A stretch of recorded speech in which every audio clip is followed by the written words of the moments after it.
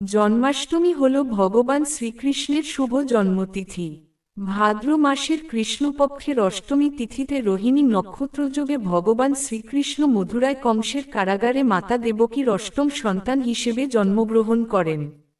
তার এই জন্মদিনকে জন্মাষ্টমী বলা হয়। সনাতন ধর্মাবলম্বীরা দিনটিকে বিভিন্ন আনন্দ উৎসবের মধ্যে দিয়ে পালন করে থাকেন। ভগবদ্গীতা অনুসারে কৃষ্ণ বা শ্রীকৃষ্ণ বিষ্ণুর অষ্টম অবতার। সনাতন ধর্মের বিশ্বাস অনুসারে তাকে স্বয়ং ভগবান এবং বিষ্ণুর পূর্ণাবতারও মনে করা হয়। গীতায় বলা হয়েছে যে অধর্ম ও দুর্জনের বিনাশ এবং ধর্ম ও সজ্জনের রক্ষার জন্য তিনি যুগে যুগে পৃথিবীতে আগমন করেন এবং কৃষ্ণের এই আগমন ঘটে কখনো মানুষ, কখনো বা মানবেতর প্রাণীর রূপে। একেই বলা হয় অবতার। হিন্দু পুরাণ অনুসারে আজ থেকে প্রায় 5200 বছর আগে দাপর যুগে যখন রাজা কংসের অত্যাচারে চারিদিকে অরাজকতা, নৃশংসতা, নিপীড়নে মানুষ জর্জরিত, সেই সময়ে বাসুদেব ও দেবকীর ঘরে ভূমিষ্ঠ হন কৃষ্ণাবতার। পৌরাণিক কাহিনীতে কংসের বোন দেবকীর অষ্টম সন্তানের হাতে নিজের বিনাশের দৈববাণী শুনে সে সর্বদাই আতঙ্কে থাকত। ফলে সে তার বোনের গর্ভে সদ্যভূমিষ্ঠ প্রতিটি সন্তানকেই নৃশংসভাবে হত্যা করত।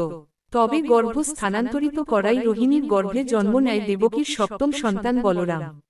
সবশেষে অধর্মের বিনাশ ঘটাতে জন্ম হয় কৃষ্ণের।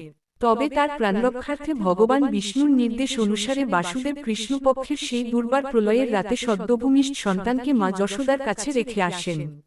পাশাপাশি মা যশোদার কন্যাকে নিয়ে আসেন।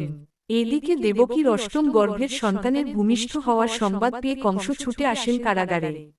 তারপর যখনই সেই কন্যা সন্তানকে আছাড় মারার উদ্দেশ্যে ঊর্ধ্বে তুলে ধরলেন, তখনই সেই কন্যা মহাশূন্যে ভাসতে ভাসতে বললেন, কংস, তোমারে বধিবে যে, গোকুলে বাড়িছে সে। এই কন্যা সন্তান ছিলেন স্বয়ং দেবী যোগমা। তারপর থেকেই আমাদের সমাজে যে কোনো অন্যায়কারী ও অপশাসককে উদ্দেশ্য করে বলা হয়, তোমারে বধিবে যে, গোকুলে বাড়িছে সে। এটা আমাদের দেশের একটি জনপ্রিয় প্রবচন। যা হোক, কৃষ্ণের সন্ধান না পাওয়ায় রাজা কংস কুখ্যাত পুতনা রাক্ষসীকে 6 মাস বয়সী সব শিশুকে হত্যার আদেশ দেন। রাজা কংসের নির্দেশমতো রাক্ষসী পুতনা বিষাক্ত স্তনপান করানোর ছলে একের পর এক শিশুকে নির্মমভাবে হত্যা করতে থাকে। অবশেষে যখন পুতনা কৃষ্ণের সন্ধান পান এবং তাকে স্তনপান করাতে যান, তখন মাত্র 6 মাস বয়সেই কৃষ্ণ স্তনপানের মাধ্যমে সব বিষ শুষে নিয়ে পুতনার প্রাণনাশ করেন। এরপর একে একে তিনি কালিয়া নাগ, রাজা কংসসহ জগতের নানা দুষ্টকে তার অসীম লীলার মাধ্যমে নিঃশেষ করেন। শ্রীকৃষ্ণের জন্মের সময় চারিদিকে অরাজকতা, নিপীড়ন, অত্যাচার ছিল চরম পর্যায়ে। মানুষের স্বাধীনতা বলে কিছু ছিল না।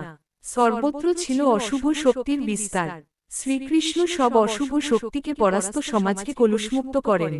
ভগবদ্গীতায় ভগবান কৃষ্ণ মন্দের বিরুদ্ধে জয়ের প্রতীক।